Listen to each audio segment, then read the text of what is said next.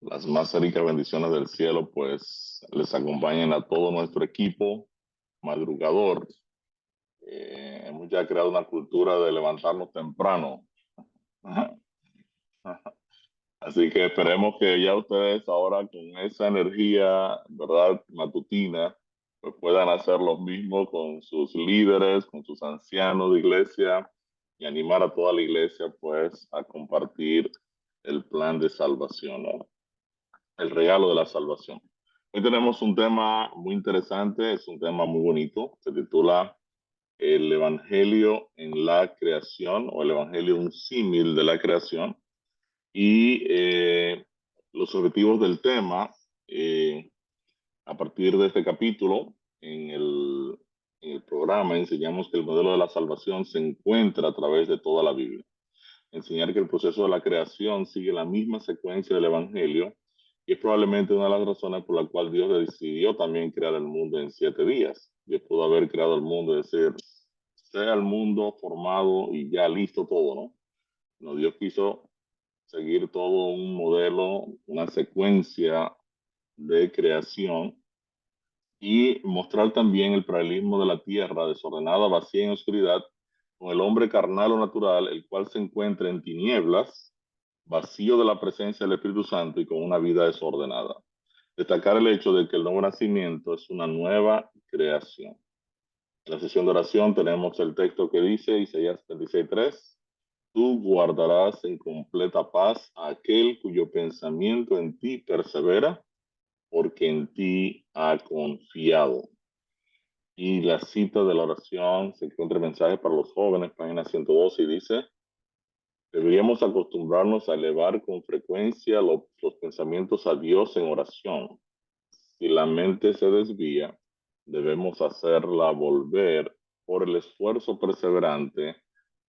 El hábito lo hará fácil al final. O sea que no debemos preocuparnos de que a veces cuando estamos orando, pues nuestra mente se va para otro lado, sino que debemos hacer de la oración una costumbre, ¿verdad? Hasta que realmente nuestros pensamientos se centren, ¿verdad? En lo que estamos hablando con el Señor.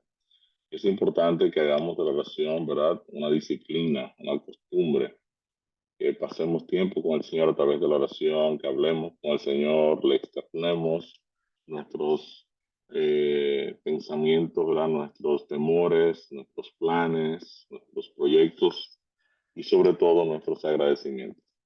O sea que la oración es una cosa extraordinaria, es un recurso extraordinario que Dios nos ha dado para ayudarnos a permanecer en él.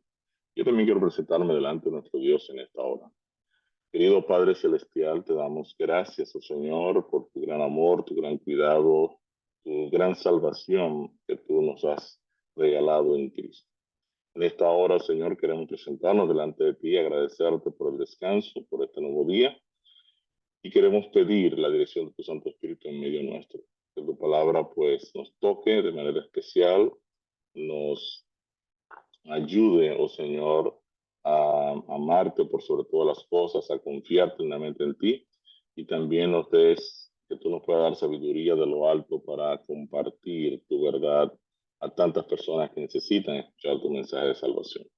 Bendice a todo el equipo de líderes de la Unión Venezolana Occidental que se conectan con nosotros cada día, a todos los hermanos que nos acompañan y que tu bendición y tu presencia permanezcan en medio nuestro desde ahora y para siempre. En el nombre de Jesús. Amén.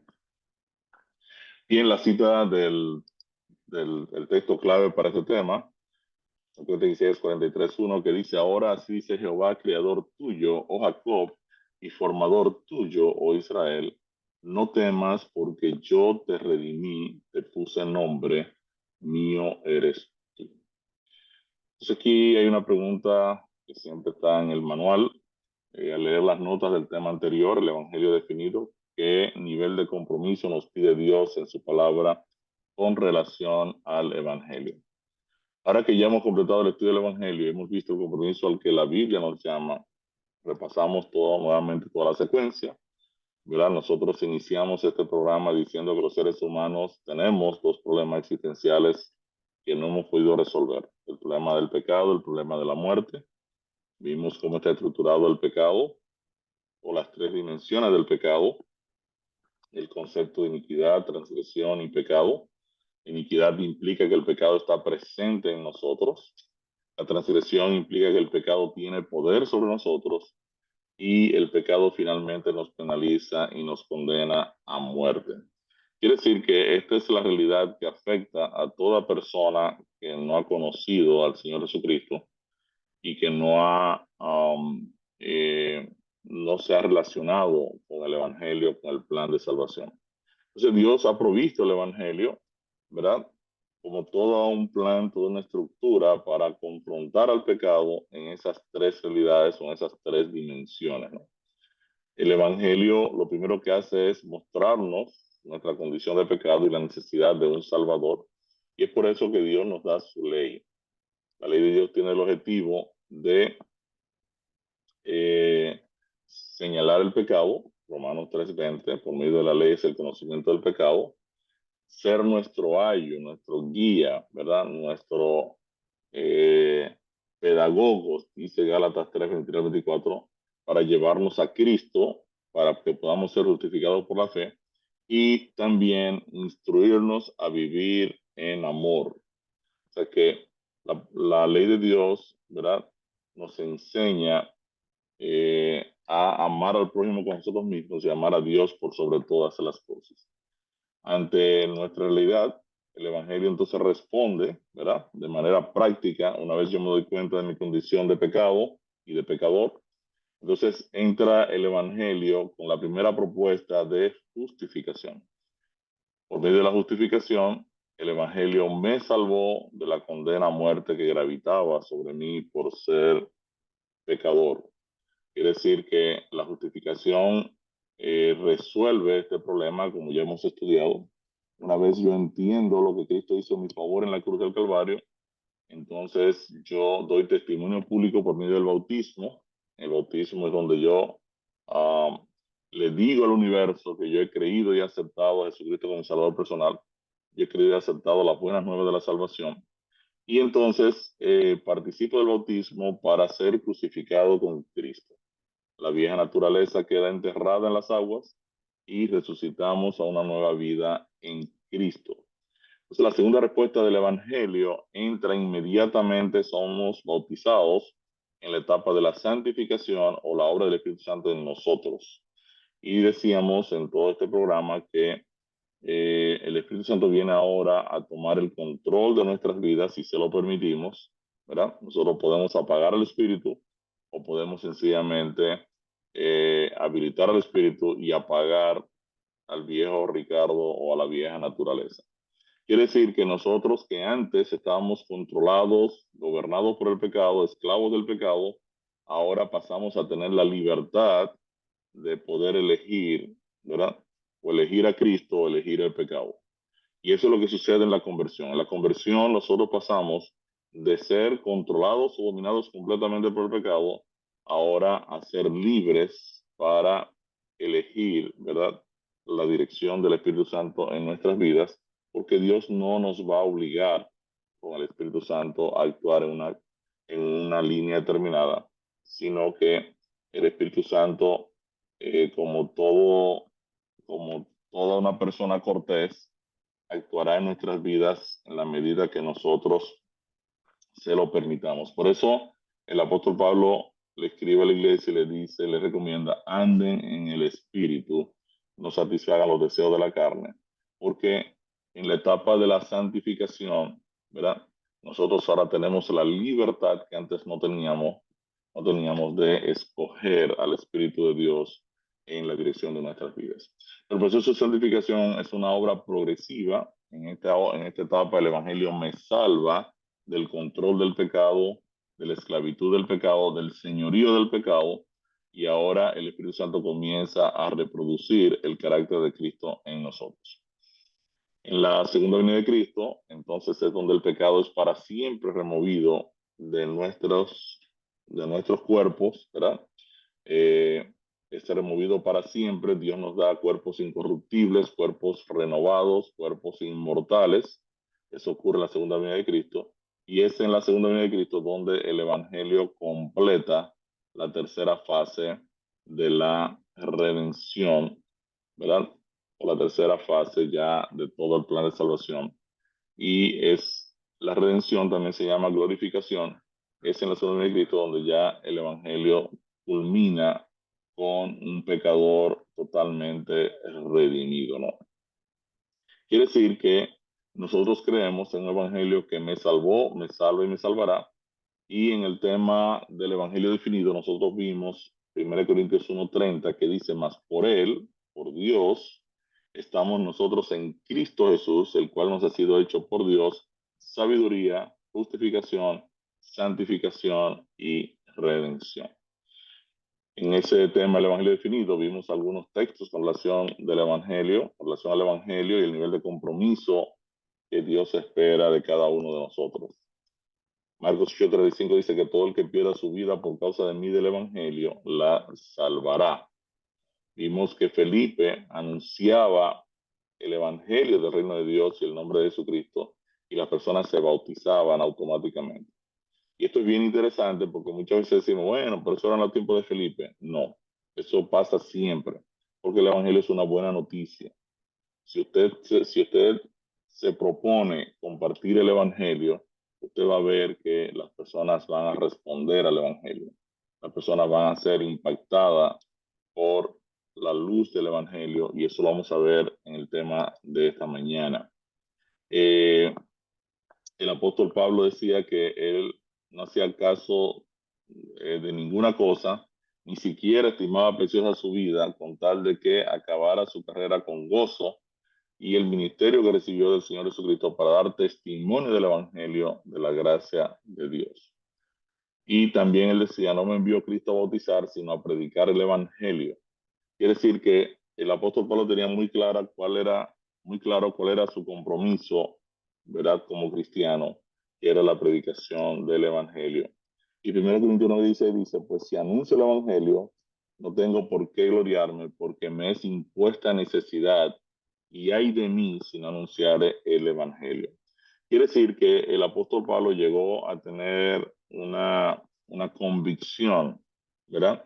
De que la razón de por qué él existía, ¿no? Era porque él tenía la necesidad de testificar del plan de salvación en su vida. Y qué bueno sería que todos nosotros, ¿verdad? Como creyentes, pues también asumiéramos ese compromiso. Así que la palabra llama nuestra atención a un compromiso formal con la predicación del Evangelio a una costa de nuestra propia vida y el resultado será la salvación de los incrédulos. Entonces, ahora que ya hemos completado el estudio del Evangelio, podemos estudiar la Biblia y comprender cómo Dios, a través de su palabra, ha enseñado los principios de la salvación en Cristo por medio de la fe. Una visión integral del problema del pecado y una solución por medio del Evangelio nos permitirá leer el texto sagrado y relacionarlo con el plan de salvación. ¿Qué significa esto? Cuando yo tengo ahora una comprensión clara del Evangelio, nos vamos a dar cuenta que a través de las historias, las parábolas, todos los registros de acciones, tanto divinas como humanas, que se encuentran en la Biblia, todos conectan de una u otra forma con el Evangelio. Cuando usted lee, por ejemplo, la historia de Caín y Abel, se da cuenta que Caín trata acerca de mis obras, Dios tiene que aceptar mi ofrenda, mis frutos, ¿verdad? Y Abel presenta el concepto de que no son mis frutos, sino la sangre del cordero, la ofrenda que Dios recibe con agrado, ¿no?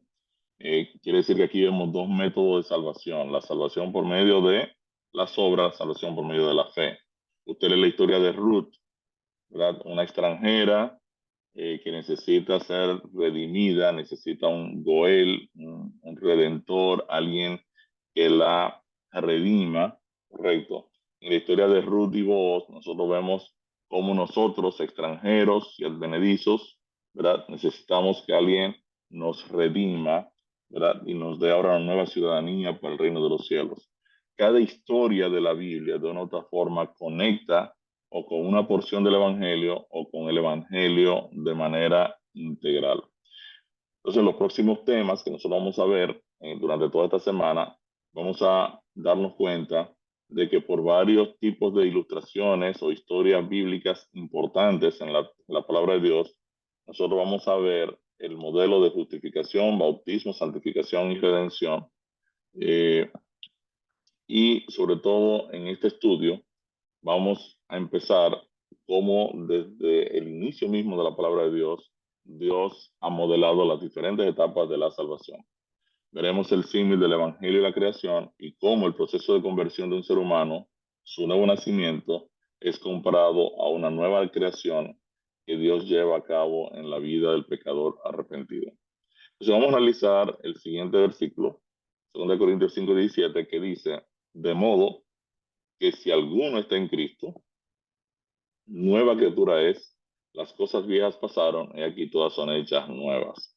Si usted lee este versículo, por ejemplo, eh, en la versión Nueva Biblia Latinoamericana, dice, de modo que si alguno está en Cristo, nueva criatura, y tiene entre paréntesis, nuevas creaciones, las cosas viejas pasaron, ahora han sido hechas nuevas.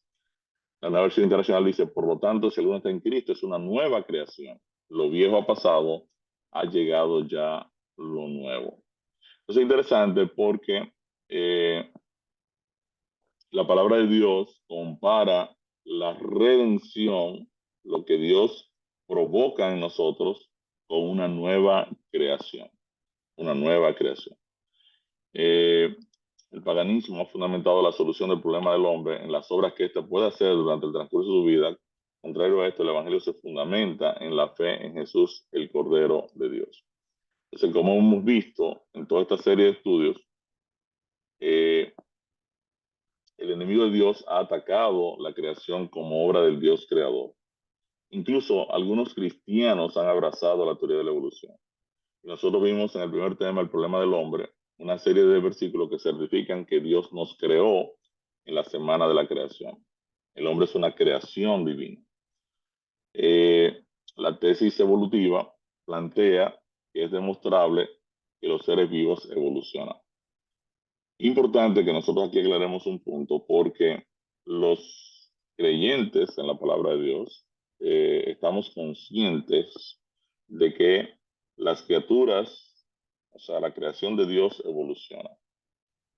Por ejemplo, nacemos bebés y hoy somos ya adultos, quiere decir que evolucionamos. Nosotros pasamos de bebés a ser ahora adultos. En cierto sentido, pues hay un cambio. Te siembra un árbol pequeñito y el árbol evoluciona hasta ser grande, producir frutos. La teoría de la evolución en realidad no debiera llamarse teoría de la evolución, porque en realidad en la creación todo evoluciona. Lo que la forma en que debió llamarse la teoría de la evolución es transformismo, que es lo que realmente plantea la teoría de la evolución, una transformación de especies. Por ejemplo, yo siembro un árbol de aguacate, como la semilla de aguacate la siembra, y termina saliendo un árbol de mango. Eso no sucede en la creación divina. Una pareja de tortugas, ¿verdad? Se reproducen, ponen huevos y salen lagartos. Eso no sucede en la creación divina. Y es a este fenómeno que la teoría de la evolución apunta. O sea, en la creación divina no ocurre un cambio de especies. Cuando usted va a la creación, se va a dar cuenta que Dios hizo cada animal según su especie, ¿verdad? Y cada especie se reproduce en esa especie. La Biblia también es enfática al afirmar el hecho de que Dios es el creador de los cielos y la tierra, no dejando dudas en este sentido. Nehemías 9:6 dice, tú solo eres Jehová, tú hiciste los cielos y los cielos de los cielos, con todo su ejército, la tierra y todo lo que está en ella, los mares y todo lo que hay en ellos, y tú vivificas todas las cosas y los ejércitos de los cielos te adoran. Por la palabra de Jehová fueron hechos los cielos y todo el ejército de ellos por el aliento de su boca. Salmo 33:6. Nuestro socorro está en el nombre de Jehová que hizo el cielo y la tierra. Salmo 124. Son muchos los versículos que existen que señalan que Dios creó los cielos y la tierra. Dice, Jehová con sabiduría fundó la tierra, dice Proverbios 3:19, afirmó los cielos con inteligencia, ¿verdad? Tú hiciste los cielos y la tierra, dice ese 37:16. Todos estos versículos que ustedes tienen aquí en la parte de los líderes, ustedes van a ver aquí todos esos versículos que señalan que Dios creó los cielos y la tierra. También todo el Salmo 104 nos habla del Dios creador de todo lo que existe. Y definitivamente la Biblia señala que nosotros, los seres humanos, originalmente creados a imagen y semejanza de Dios, pecamos perdiendo nuestra esencia. Y como el Creador sale al rescate de cada uno de nosotros, pagando con su propia vida la redención. En el Salmo 8, el salmista, por ejemplo, dice, cuando veo tus cielos, obra de tus dedos, la luna y las estrellas que tú formaste, digo, ¿qué es el hombre para que tengas de memoria el Hijo del Hombre para que lo visites? En realidad yo soy, por ejemplo, en mi caso particular, quizá algunos de ustedes lo puedan ser también, amantes de la astronomía. Me gusta ver las fotos de los telescopios que están en el espacio, el Hubble, ahora el nuevo telescopio que han colocado, el James Webb, y es impresionante, ¿verdad? Las imágenes que nos llegan de todo el universo, ¿no? Y cuando uno ve las dimensiones del universo, ¿verdad? El tamaño del universo, y que la Biblia dice que Dios es el creador de todo eso. Y entonces uno dice, bueno, si Dios es el creador de cosas tan extraordinarias, los soles, las galaxias, las nebulosas, las estrellas, ¿verdad? Toda la hueste celestial, uno se pregunta, y Dios, ¿por qué tú intervienes en mi vida siendo yo algo menos que un átomo en la estructura del universo? Y esa es la pregunta que el salmista se hace, dice, ¿qué es el hombre para que tú tengas de él memoria? Entonces, como hemos estudiado a través de todo el programa, Dios desea restaurarnos a la imagen de Cristo. Va a proveer su justicia para cubrirnos y su Espíritu Santo para transformarnos a su imagen.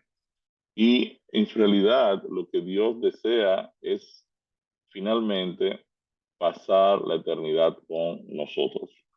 Eso es lo que Dios desea. O sea, y cada ser humano, si realmente lo desea también, puede alcanzar esta salvación que está disponible para cada uno de nosotros. Entonces, en este estudio vamos a ver cómo la Biblia compara el proceso de nuestra salvación con la creación y una de las razones de por qué esta fue desarrollada de manera progresiva en unos 7 días. Dice, leas Génesis 1:2, ¿cuál era la situación del planeta Tierra al inicio de la semana de la creación? La Biblia dice que la Tierra estaba desordenada, vacía y en tinieblas. Esas tres realidades, en esas tres realidades se encontraba la Tierra antes de Dios intervenirla, ¿no? ¿Qué creó Dios el primer día? Génesis 1, 3 y 4. Y dijo Dios, sea la luz, y fue la luz. Y vio Dios que la luz era buena, y separó Dios la luz de las tinieblas. Quiere decir que el texto bíblico nos enseña que Dios invocó la formación de la luz el primer día. La primera acción de Dios resolvió la última condición en la que estaba la tierra, la condición de la oscuridad. Y la Biblia enseña que Dios es luz. Dice, Dios es luz, ¿eh? Y lo dice, vamos a ponerlo, a marcarlo, y no hay ninguna tinieblas en él. O sea, a mí me parece, me llama la atención que si Dios es luz, ¿verdad? Cuando Dios llegó aquí al planeta Tierra para iniciar la creación, pues obviamente si Él es luz, pues todo debió haberse iluminado. Ahora me parece extraño que Dios diga, sea la luz, ¿cierto? Si Él es luz, o sea, con solo el llegar a la creación, decir, sea la luz, es como un poco, ¿verdad? Como que llama la atención que Dios diga, sea la luz, si Él es luz. O sea, ya con solo la presencia de Él en el planeta, pero Dios espera un día completo, ¿verdad? Dice, sea la luz, y dice el texto que, ¿verdad? Y fue la luz, y Dios dice, y este es el primer día. Quiere decir que Dios pasa todo un día completo luego de invocar la luz en un planeta que estaba en oscuridad. Y esto es algo interesante que nos llama la atención, ¿no? ¿Cómo surge la Tierra? Ustedes leen Génesis 1, 6 al 10, y nos vamos a dar cuenta que eh, Dios hizo una separación el segundo día, ¿verdad? Hizo una separación de las aguas de la expansión o de la atmósfera, ¿verdad? Y luego en el tercer día, Dios mandó a separar, ¿verdad? Lo que era eh, agua de lo que era tierra, ¿no? Y llamó Dios a lo seco tierra y a la reunión y a la reunión de las aguas llamó mares. Vio Dios que era bueno. Quiere decir que el tercer día Dios separa las aguas de la expansión. En otras palabras, la tierra surge de las aguas y el texto dice que el Espíritu de Dios se movía en medio de las aguas. Quiere decir que es interesante que primero Dios dice sea la luz, luego la tierra surge de las aguas, ¿verdad? Y en los siguientes textos nos damos cuenta que Dios comienza a llenar toda la tierra de vida. La hierba verde, la hierba que da semilla, árbol de fruto. eh, Luego Dios crea el sol, la luna, las estrellas. Vienen luego todos los seres vivientes, aves que vuelan, monstruos marinos, seres vivientes que se mueven en las aguas, todos según su género, ¿verdad? Y esto ocurre en el día quinto. Eh, Dios entonces llena de vida la tierra. O sea que desde el tercero al sexto día Dios llenó de vida la tierra y luego al final del sexto día dice el texto bíblico que Dios crea al hombre, ¿no? Ponemos un videito aquí que ustedes lo han Variedad visto. de asombrosas y diversas criaturas de amor. Este nuevo mundo sería único porque las criaturas principales serían hechas a la imagen de Dios. Para ellos, el Señor también les daría dominio de este nuevo planeta que conocemos como Tierra. En el principio creó Dios la tierra, y vio Dios todo cuanto había hecho, y era bueno en gran manera. ¡Qué imagen tan asombrosa! Dios forma un nuevo mundo, nuestro planeta Tierra. Y con cada maravilloso día de la creación, algo nuevo y espectacular entraba a formar parte de la escena. Por ejemplo, en el tercer día Dios habló y vegetación hermosa y exuberante saltó a la existencia. Plantas de todos los colores, formas y tamaños. En el quinto día, el mundo estaba lleno con asombrosas, exóticas criaturas que podían ya sea elevarse por los cielos o deslizarse libremente por las aguas azules, y algunas podían hacer ambas cosas.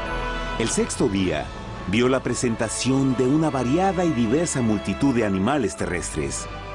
Desde el gigante elefante hasta la pequeña ardilla, cada uno encontró un hogar en el nuevo planeta y un lugar para vivir en armonía con el resto de la creación. Y también en el sexto día, Dios creó al hombre. Entonces dijo Dios, hagamos al hombre a nuestra imagen, conforme a nuestra semejanza. Entonces Jehová formó al hombre del polvo de la tierra y sopló en su nariz aliento de vida, y fue el hombre un ser viviente. Y Jehová plantó un huerto en Edén, al oriente, y puso ahí al hombre que había formado.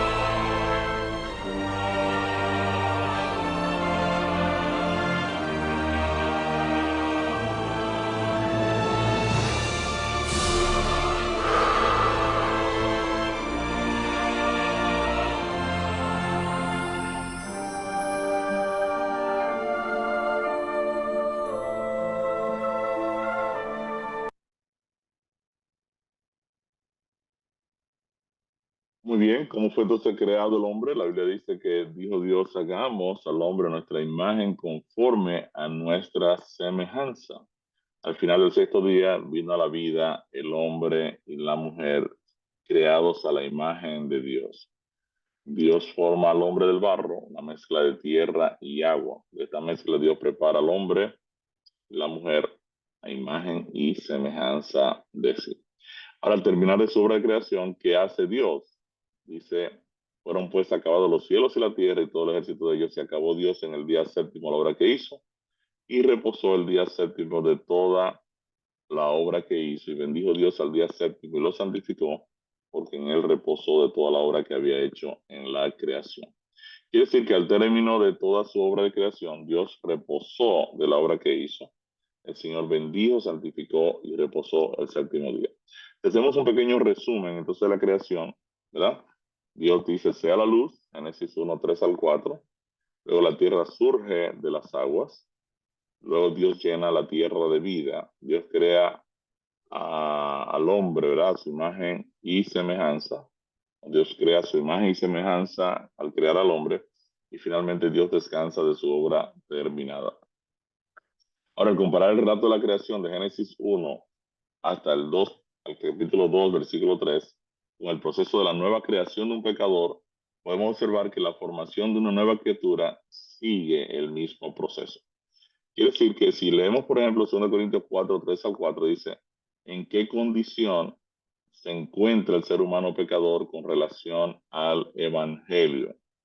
Dice, pero si nuestro evangelio está aún encubierto, entre los que se pierden está encubierto, en los cuales el Dios de este siglo cegó el entendimiento de los incrédulos para que no les resplandezca la luz del evangelio de la gloria de Cristo, el cual es la imagen de Dios. Quiere decir que al igual que la tierra antes de la creación, la persona que aún desconoce el evangelio y no ha experimentado el nuevo nacimiento se encuentra en oscuridad, con su mente entenebrecida, hasta que le brille, ¿verdad? El Evangelio de Cristo, que es la gloria de Cristo, dice el texto, ¿no?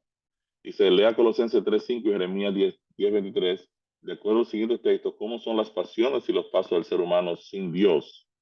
Dice, haced morir pues lo terrenal en vosotros, fornicación, impureza, pasiones desordenadas, malos deseos y avaricia, que es idolatría. Jeremías 10:23 dice, conozco Jehová que el hombre no es señor de su camino, ni del hombre que camina es el poner orden, el tener orden en sus pasos. Quiere decir que la palabra de Dios señala que el hombre que no ha pasado por la nueva creación vive sin Dios y lleva una vida desordenada. ¿De qué es rellenada la persona que ha creído el Evangelio? Miqueas 3:8 dice, mas yo estoy lleno de poder del Espíritu de Jehová y de juicio y de fuerza para anunciar a Jacob su rebelión y a Israel su pecado. Dice Hechos 2:4, y fueron todos llenos, pletó, el griego pletó del Espíritu Santo, y comenzaron a hablar en otras lenguas en el Espíritu les daba que hablase. Quiere decir que la, sin Cristo, ¿verdad? El hombre se encuentra vacío de la presencia del Espíritu de Dios, incapaz de producir justicia agradable. Esta palabra pletó, que es la palabra traducida como llenos en Hechos 2:4, además de implicar un llenado estático, por ejemplo, un vaso lleno de agua, está lleno de agua, cuando le ponemos agua adentro. El término se puede aplicar también a el viento. Enviar aquí, vamos a poner al viento, ¿verdad? Que mueve y llena las velas e impulsa un navío en el mar. Quiere decir que cuando el viento sopla, la llena las velas de un barco y impulsa el barco en su navegación en el mar. De igual forma, el Espíritu Santo, que también es el neuma, se compara con el viento, impulsa nuestras vidas con su poder. Quiere decir que pleto puede funcionar tanto para hablar de llenar de forma estática un recipiente, como también llenar unas velas de un barco para impulsarlo, para moverlo, para, ¿verdad? Con su poder, el viento ahora mueve este navío, esta embarcación. Y nosotros, sin este poder, ¿verdad? Somos incapaces de vencer el pecado. Quiere decir que al analizar los versos anteriores podemos darnos cuenta de que el incrédulo se encuentra en oscuridad, con una vida desordenada y vacío de la presencia del Espíritu de Dios, la misma condición de la tierra antes de iniciar la creación. Y es por esta razón que el impío necesita un Salvador que haga de él una nueva creación. Veamos otros versos que señalan la condición de oscuridad del incrédulo o impío. Proverbios 4:19 dice, el camino de los impíos es como la oscuridad, no saben en qué tropiezan. Él guarda los pies de sus santos, mas los impíos perecen en tinieblas, porque nadie será fuerte por su propia fuerza. El sabio tiene sus ojos en su cabeza, mas el necio anda en tinieblas. Pero también entendí yo que un mismo suceso acontecerá al uno como al otro. Quiere decir que la palabra de Dios es enfática al señalar que el incrédulo se encuentra en oscuridad. ¿Qué han amado los seres humanos según Juan 3:19? Si esta es la condenación, que la luz vino al mundo y los hombres amaron más las tinieblas que la luz, porque sus obras eran malas. Quiere decir que tristemente los seres humanos han preferido la oscuridad. ¿Y por qué el malo no quiere venir a la luz? La Biblia dice, porque todo aquel que hace lo malo aborrece la luz y no viene a la luz para que sus obras no sean reprendidas. Entonces la razón por la cual los seres humanos prefieren la oscuridad de que la luz es porque la palabra de Dios va a hacer una transformación, un cambio en nuestras conductas, un cambio en nuestro accionar. Dice, ¿qué principios presentan los siguientes textos? Y si decimos que tenemos comunión con Él y andamos en tinieblas, mentimos y no practicamos la verdad. Primera de Juan 2:9 dice, el que dice que está en la luz y aborrece a su hermano, está todavía en tinieblas. Pero el que aborrece a su hermano está en tinieblas. Quiere decir que cuando yo tengo una mala relación con mis hermanos, la Biblia dice que yo todavía estoy en oscuridad. Y 1 Pedro 2:9 dice, mas ustedes son linaje escogido, real sacerdocio, nación santa, pueblo escogido por Dios, para que anunciéis las virtudes de aquel que os llamó de las tinieblas a su luz admirable. Quiere decir que cuando una persona no ha conocido el Evangelio, está en oscuridad, está en tinieblas, está en la condición del planeta Tierra antes de la creación, y Dios entonces nos llama por medio del Evangelio de las tinieblas a la luz, para que también nosotros podamos anunciar, ¿verdad? Anunciar el Evangelio. Entonces, el que no practica la verdad, no ama a su hermano, está en tinieblas, Dios por medio del Evangelio ha llamado a cada individuo que se encuentra en oscuridad a su luz admirable. Si andamos en oscuridad, ¿dónde encontramos la luz? Dice, otra vez Jesús le salvó diciendo, yo soy la luz del mundo, el que me sigue no andará en tinieblas, sino que tendrá la luz de la vida. Quiere decir que Cristo se presenta como la luz. Y ahora aquí me hace sentido que en la creación, cuando Dios dice, sea la luz, lo que Dios está diciendo, Cristo toma ahora el control de la creación. Porque Cristo es la luz del mundo.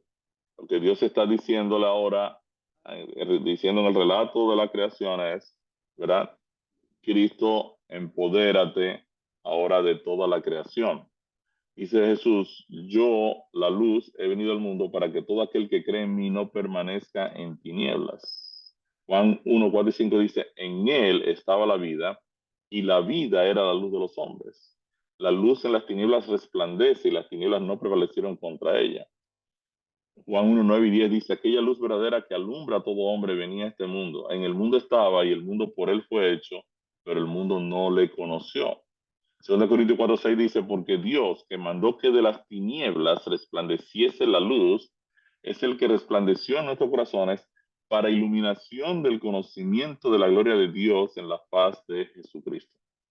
Quiere decir que, así como Dios invocó la luz el primer día, lo primero que debe ocurrir en la formación de la nueva criatura es la llegada a su vida de Cristo, la luz del mundo, por medio del Evangelio. Es similar al proceso de la creación, donde Dios invocó la luz.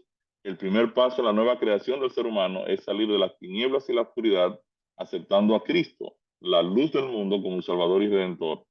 Según lo estudiado, esta etapa se conoce como justificación. De acuerdo al versículo ya leído de 2 Corintios 4:4, ¿cómo llama la palabra de Dios al Evangelio?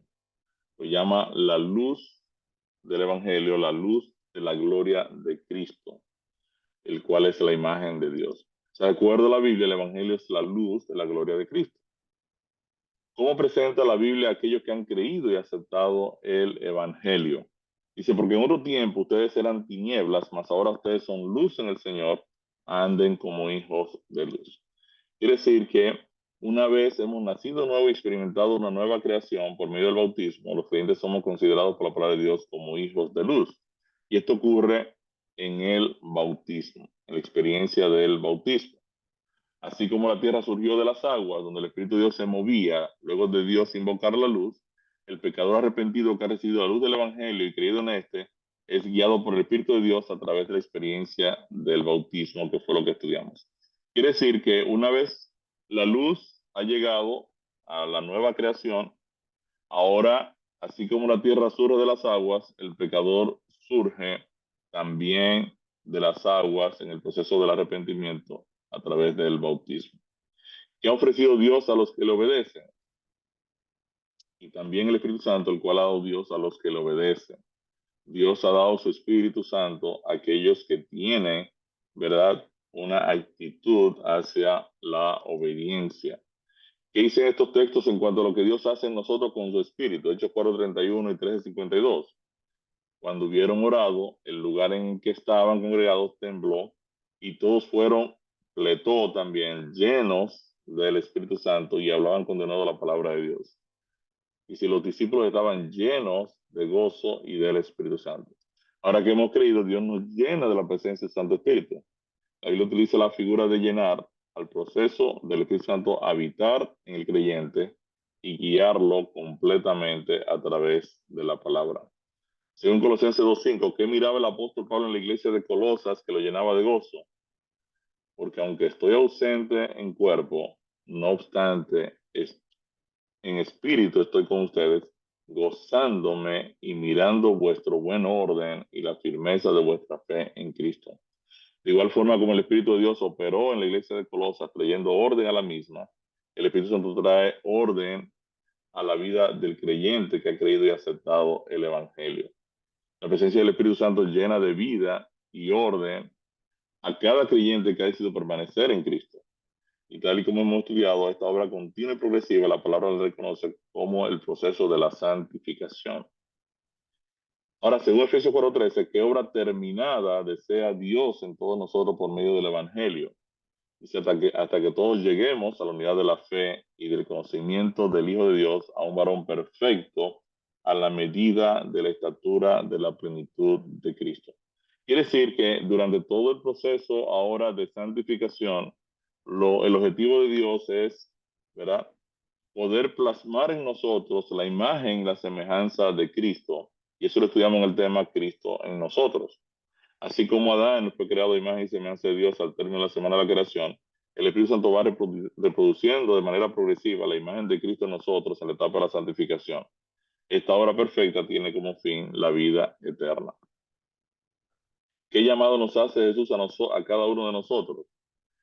Dice aquí, venid a mí todos los que estáis trabajados y cargados, y yo os haré descansar. Llevad mi yugo sobre vosotros y aprended de mí, que soy manso y humilde de corazón, y hallaréis descanso para vuestras almas. El Evangelio tiene como objetivo final que encontremos descanso en la salvación que Dios nos ha ofrecido por medio de Jesús. El Señor nos invita entonces a abandonar nuestras cargas de pecado y obtener descanso en Él. ¿Qué termina produciendo el Evangelio en el pecador atribulado? Dice Isaías 30:15, porque así dijo Jehová el Señor, el Santo de Israel, en descanso y en reposo seréis salvos, en quietud y en confianza será vuestra fortaleza. Quiere decir que el Evangelio nos lleva a descansar eternamente en la presencia de nuestro Padre Celestial, libres para siempre de la presencia del pecado en nosotros. El sábado entonces apunta al reposo eterno que el pecador redimido obtendrá en la segunda venida de Cristo, donde descansará para siempre en el gozo de su redención. Nosotros hacemos un resumen, ¿verdad?, de la creación y las fases de la creación del planeta Tierra. Podemos ver también que la misma secuencia ocurre en el proceso de la redención. Y aquí hay un punto importante y ustedes se van a dar cuenta que el cuarto mandamiento de la ley de Dios, sobre todo el tema del sábado, que es muchas veces tan descuidado eh, en muchos creyentes, eh, este tema apunta, ¿verdad?, a tanto la creación como el proceso de redención que opera en cada uno de nosotros.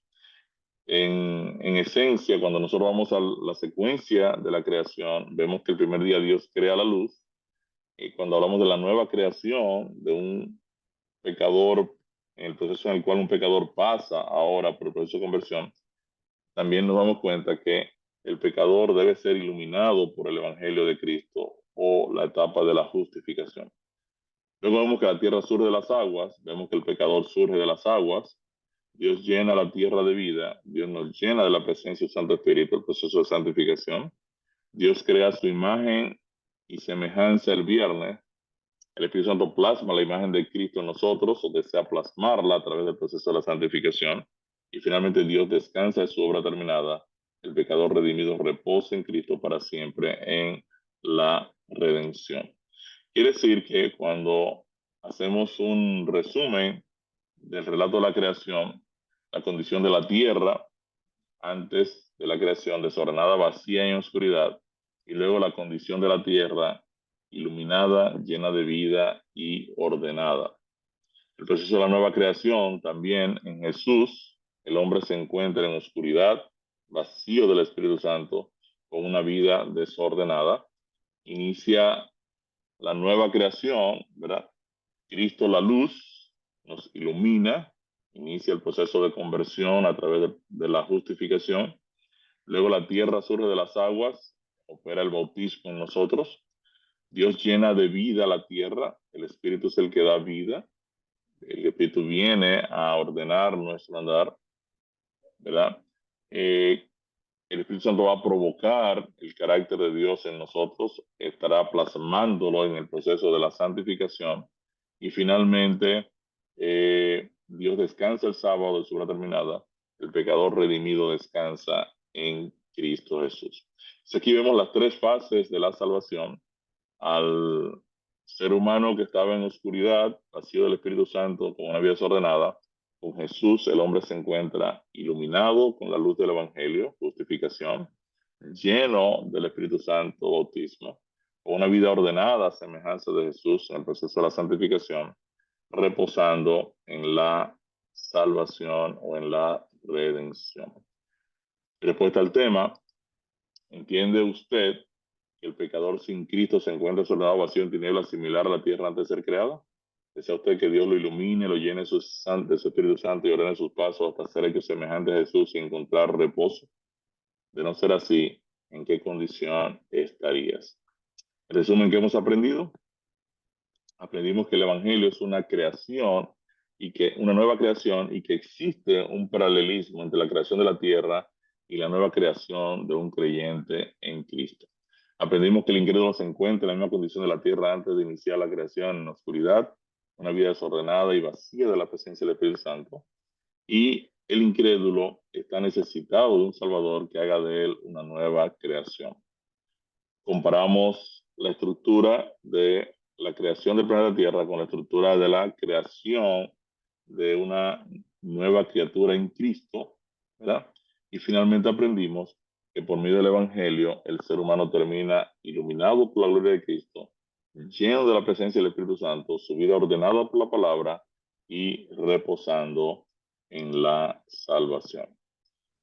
Oramos. Bendito Dios, Padre bueno, gracias Señor por tu palabra. Gracias porque a través de la misma tú nos has enseñado la estructura de tu salvación. Ayúdanos cada día, oh Señor, a permanecer bajo la dirección de tu Santo Espíritu.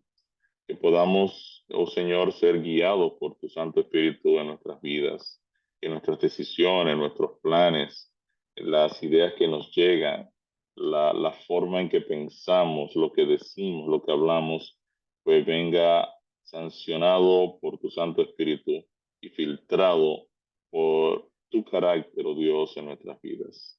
Transfórmanos, oh Señor, cada día más a la imagen de Cristo y que podamos vivir vidas que reflejen la luz de la gloria de Cristo, que es tu evangelio, en las vidas de las personas que nos rodean. Que este día, oh Señor, sea un día de bendición, que tu presencia esté con cada uno de nosotros. Sigue bendiciendo a todo este equipo de líderes que cada día en la mañana conecta con nosotros y anímanos, oh Señor, cada día a salir adelante, a compartir la verdad de que tú tienes un propósito eterno en la vida de cada uno de nosotros. Gracias, Padre Celestial. Esto, por favor, lo presentamos delante de ti en el nombre de Cristo Jesús. Amén, Señor.